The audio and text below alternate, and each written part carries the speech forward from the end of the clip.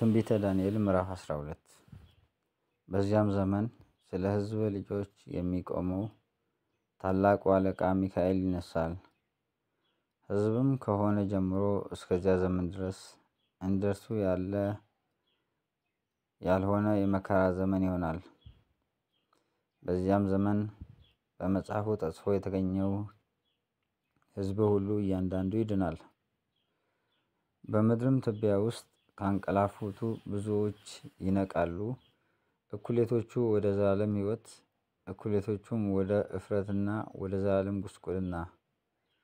ጥበበኞቹም እንደ ሰማይ ጸዳል፣ ብዙ ሰዎችንም ወደ ጽድቅ የሚመልሱ እንደ ከዋክብት ለዘላለም ይደምቃሉ።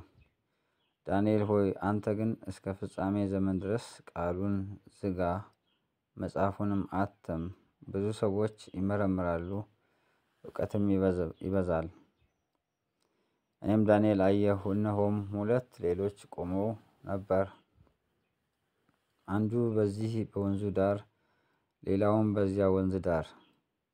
አንዱም ከወንዙ ውሃ በላይ የነበረውን በፍታም የለበሰውን የዚህ ድንቅ ፍጻሜ እስከ መቼ ነው አለው። ከወንዙም ውሃ በላይ የነበረው በፍታም የለበሰው ሰው ቀኝና ግራ እጁን ወደ ሰማይ አንስቶ ለዘመንና ለዘመናት ለዘመንም እኩሌታ ነው፣ የተቀደሰውም ሕዝብ ኃይል መበተን በተጨረሰ ጊዜ ይህ ሁሉ ይፈጸማል ብሎ ለዘላለም ሕያው ሆኖ በሚኖረው ሲምል ሰማሁም፣ ነገር ግን አላስተዋልሁም።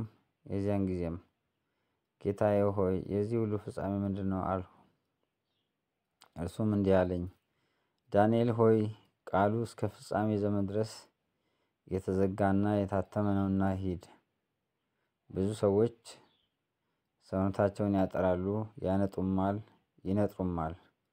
ክፉዎች ግን ክፋትን ያደርጋሉ፣ ክፉዎችም ሁሉ አያስተውሉም። ጥበበኞች ግን ያስተውላሉ። የዘወትሩም መስዋዕት ከቀረ ጀምሮ የጥፋትም ርኩሰት ከቆመ ጀምሮ 1290 ቀን ይሆናል። የሚታገስ እስከ 1335 ቀን የሚደርስ ምስጉን ነው። አንተ ግን እስከ ፍጻሜው ድረስ ሂድ፣ አንተም ታርፋለህ።